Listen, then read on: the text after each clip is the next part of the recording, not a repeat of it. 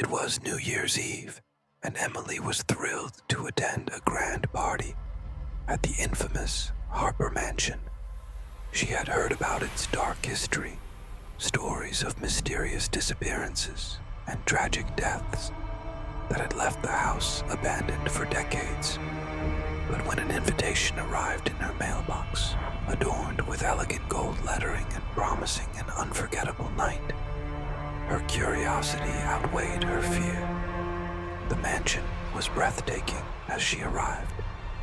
Its towering spires and intricate iron gates glistened under the moonlight. Dozens of guests were dressed in their finest attire, and the sound of music and laughter spilled out into the chilly night. Emily entered through the grand doors, greeted by a butler who handed her a mask. "Welcome to the Harper New Year's Ball," he said with a smile that didn't quite reach his eyes. The main hall was dazzling. Crystal chandeliers sparkled above, casting a warm glow on the polished marble floors.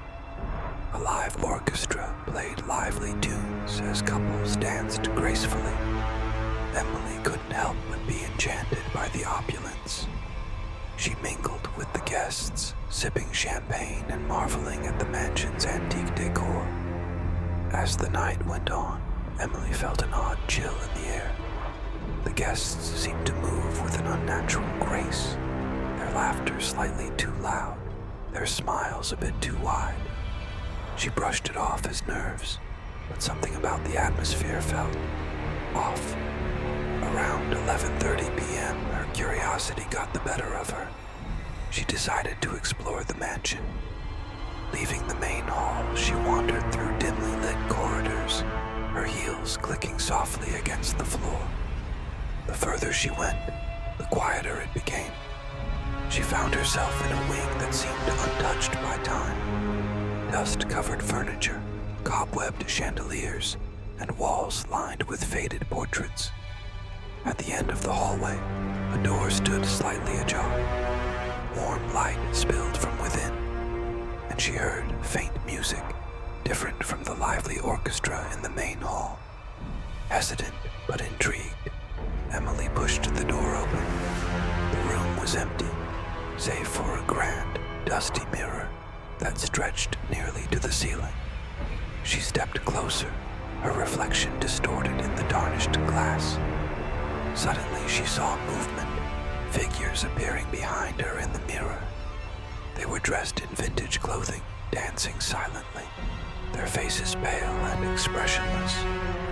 Emily spun around, but the room was empty. When she turned back to the mirror, one of the figures, a woman in a tattered ball gown, was staring directly at her. The woman's lips moved, whispering words that seemed to echo in Emily's mind. "You shouldn't be here." Emily stumbled out of the room, her heart racing. She hurried back to the main hall, desperate to find the crowd and the music. But when she arrived, the room was silent and empty. Confetti and party hats littered the floor, and the clock on the wall showed midnight. Panic set in as Emily called out, but no one answered. She moved toward the grand doors to leave, but they wouldn't budge. Suddenly, the lights flickered, and a cold voice echoed through the hall. "The party never ends. For those who stay." The music started again, but it was warped and haunting. The cheerful melody twisted into something sinister. Shadows began to move at the edges of the room. Emily turned, and the figures from the mirror were there. Faint, ghostly outlines with hollow eyes that seemed to bore into her soul. She backed away, but the shadows closed in, their cold whispers growing louder. Desperate, she screamed and ran toward a side door, throwing it open and stumbling into another room. It was a smaller parlor, with a single clock ticking loudly on the mantel. The hands of the clock spun wildly before stopping at midnight. The whispers grew louder until they were deafening. The shadows engulfed her, and the last thing Emily saw was the reflection of the woman in the ball gown, smiling eerily as she whispered, welcome to the party.